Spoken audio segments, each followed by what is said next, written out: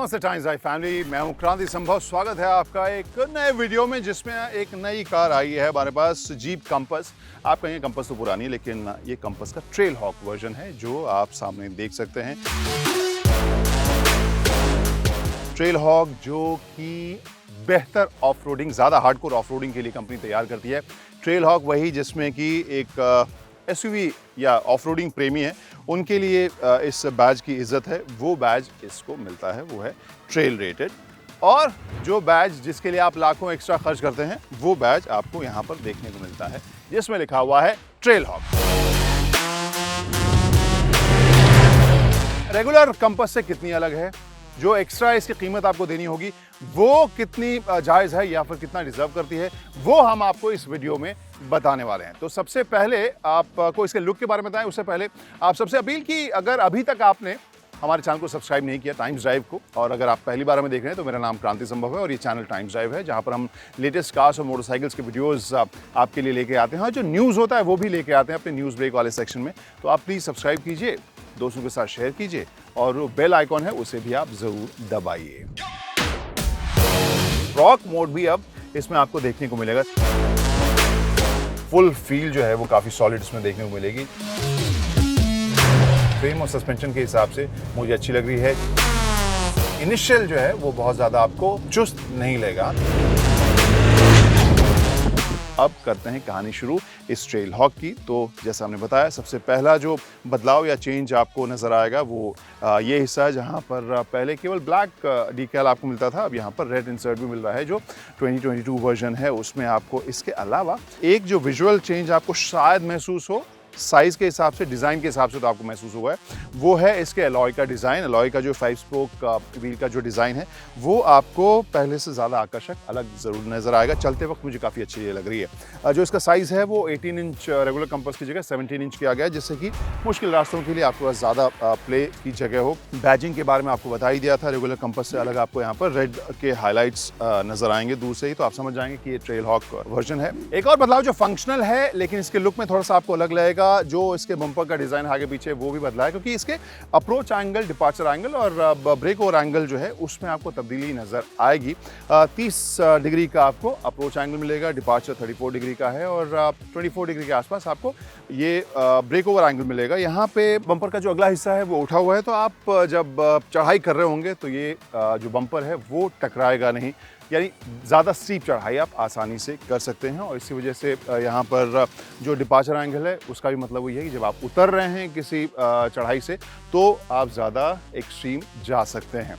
Again 24 degree का break over angle है। तो यहाँ जो बदलाव हैं मोरलेस आपको यही देखने को मिलेंगे, और अंदर जो बदलाव हैं उसमें भी ज़्यादातर आपको कॉस्मेटिक मिलेंगे। एक जो है मैकेनिकल चेंज आपको एक्स्ट्रा मिलेगा, और वो है इसका जो ड्राइव मोड है उसमें रॉक मोड की एंट्री।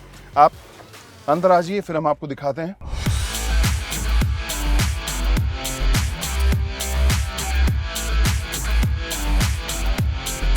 तो अब मैंने इस कार को कर दिया स्टार्ट। यहाँ पर जो सबसे पहली चीज़ या डिस्प्ले जो ऑन हो रहा है उसमें आपको उस तब्दीली के बारे में बताता हूँ जो अभी हम बात कर रहे थे। रॉक मोड भी अब इसमें आपको देखने को मिलेगा। सैंड/मड मोड है, स्नो है, ऑटो है, और इसके अलावा रॉक मोड, यानी आप और ज़्यादा ऑफ रोडिंग या हार्डकोर ऑफ रोडिंग के लिए इसको लेके जा सकते हैं। इसके अलावा आप यहाँ पर आप देख सकते हैं जिस तरह से ट्रेल हॉक की बैजिंग या ट्रेल हॉक का नाम आपको सीटिंग या अपहोल्स्ट्री में नजर आएगा।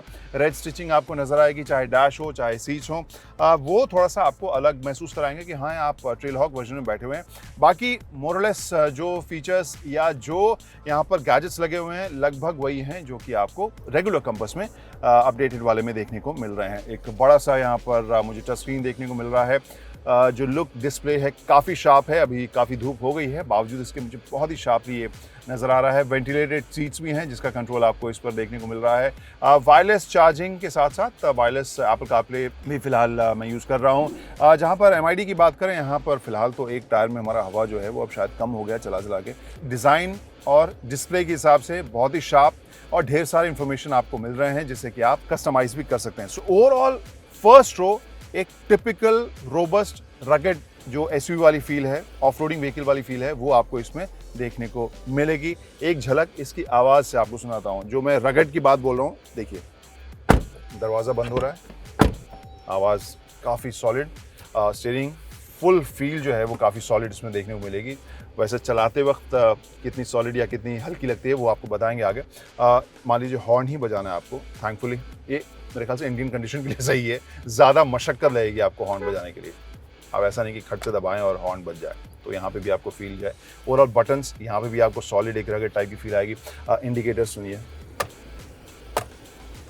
तो ये भी बहुत ज़्यादा सॉफ्ट नहीं है, रगड़ टाइप की फील आपको। हाँ कि मतलब सॉलिड आपको सभी हिस्से, चंकी सा आपको गियर शिफ्ट यहाँ मिल रहा है। डैश की क्वालिटी आप देखें तो वो भी आपको सॉलिड मिल रहा है। तो ओवरऑल जो रगड़नेस हम बोलते हैं वर्ड्स में, वो केवल एक फ्लावरी लैंग्वेज नहीं होता, वो मैं आपको आवाज़ में भी महसूस कराने की कोशिश मैं कर रहा था, जो आपको ये फील होगी। तो ये हो गई कहानी फर्स्ट रो की। सेकेंड रो में कैसी है, लेट्स सी।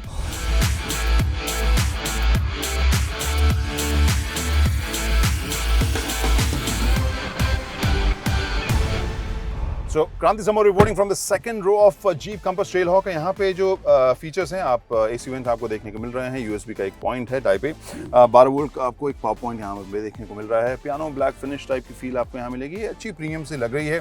ओवरऑल जो फील है यहाँ पे भी आपको काफ़ी सॉलिड और रगड़ सा आपको मिलेगा। अब कंफर्ट की बात करें, थाई सपोर्ट मुझे ठीक लग रहा है। नी रूम 6.25 फीट के आसपास की मेरी हाइट के लिए नी रूम तो कम लगेगी, लेकिन एवरेज इंडियन हाइट के लिए मुझे जगह ठीक लग रही है। बैक एंगल भी और बैक का जो कुशनिंग है वो भी आपको कंफर्टेबल रहेगा। मेरी हाइट के लिए, लंबे लोगों के लिए आई गेस जो हेडरूम है वो आपको कम लगेगा। यहाँ आर्मरेस्ट कंफर्टेबल, काफ़ी सॉलिड, 2 कप होल्डर्स आपको देखने को मिल रहे हैं। बीच में जो सेंट्रल पैनल है, टनल है, वो थोड़ा सा ऊपर उठा हुआ लग रहा है। तो यहाँ 2 लोगों के लिए आपको ये कंफर्टेबल सीटिंग लग रही है, जिसमें हेडरूम थोड़ा सा और बेहतर हो सकता था। ओवरऑल जो फील है वो थोड़ा और इन्हांस हो जाता है जब इस सनरूफ के साथ मूनरूफ को भी हम खोलते हैं। वो एक अच्छा एलिमेंट इसमें ज़रूर नज़र आ रहा है। लेकिन हाँ, 2 लोगों के लिए आपको ये कंफर्टेबल जो सेकेंड रो है वो आपको लगेगी।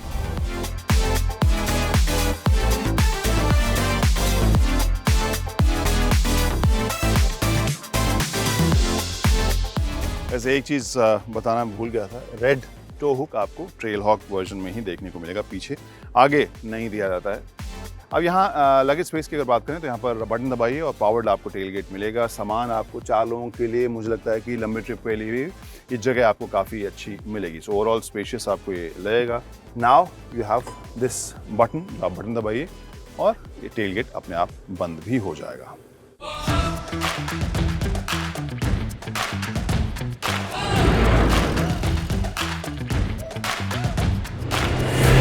प्रदर्शन की बात करें तो फिलहाल तो मैं एक रेगुलर टामैक सिटी रोड के ऊपर चला रहा हूँ। यहाँ इसे चलाते वक्त पहला इंप्रेशन तो ये होता है कि हाँ एक रगड़ गाड़ी है, ऑफ रोडिंग के लिए बनी हुई गाड़ी है और एक टिपिकल एसयूवी है। लेकिन इन सब माहौल में भी जो रेगुलर पॉटहोल्स या स्पीड ब्रेकर्स आपको मिलते हैं, बहुत ही कंपोज ये मुझे इसका सस्पेंशन मिलता है और वो मुझे बहुत ही इंप्रेसिव लगा। जो जोल्ट्स थे, जो झटके थे, वो बहुत ही आराम से ये एब्जॉर्ब कर रहा था और एक बहुत ही अच्छा बैलेंस मुझे नज़र आ रहा है।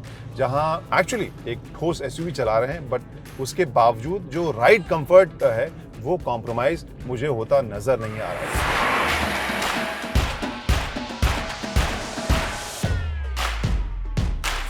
एक और चीज़ जो मुझे इंप्रेसिव लग रही है, जब मैं इसे तेज़ मोड़ भी रहा हूँ, बॉडी रोल एक टिपिकल एसयूवी के हिसाब से मुझे कम महसूस हो रहा है, वो भी बहुत ही कंपोज मुझे लग रहा है। तो फ्रेम और सस्पेंशन के हिसाब से मुझे अच्छी लग रही है। जो ब्रेकिंग है वो भी मुझे काफ़ी कॉन्फिडेंस देने वाली लगी है। ड्राइव और एक्सीलरेशन की बात करें, वहाँ पर मुझे लग रहा है कि उतनी ज़्यादा चुस्त, बहुत ज़्यादा रोमांचक मुझे ये नज़र नहीं आई है, फील नहीं हुई। आप एक्सीलरेट करें तो जो 168 bhp के आसपास की जो ताकत वाला जो 2 लीटर का जो डीजल इंजन है वो तेज़ है, रोबस्ट है, लेकिन इनिशियल जो है वो बहुत ज़्यादा आपको चुस्त या ओवरवेलमिंग नहीं लगेगा। हाँ तेज़ तर्रार है, बट वहाँ पर शुरुआत में आपको वो ताकत या वो स्पीड उतनी महसूस नहीं होगी। लेकिन हाँ जो ग्रंट है वो तो आप महसूस करेंगे।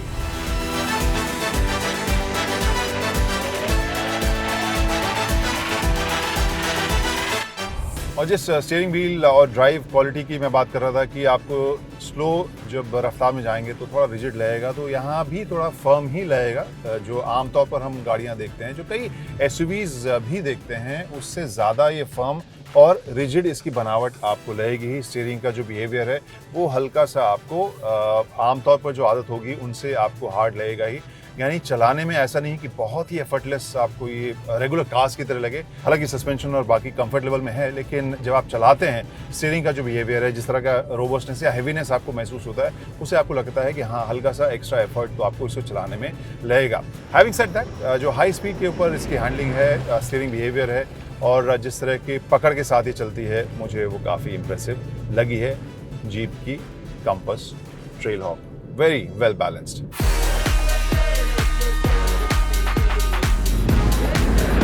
अब वही वर्ल्ड फेमस सवाल है, नोएडा की बिंदु कहाँ विश्राम करती है? और मुझे लग रहा है बिंदु विश्राम कर रही है प्राइसिंग के ऊपर, पोजीशनिंग के ऊपर ही, क्योंकि जो रेगुलर कंपास है उसकी भी कैपेबिलिटी ऑफ रोडिंग के हिसाब से काफ़ी अच्छी है।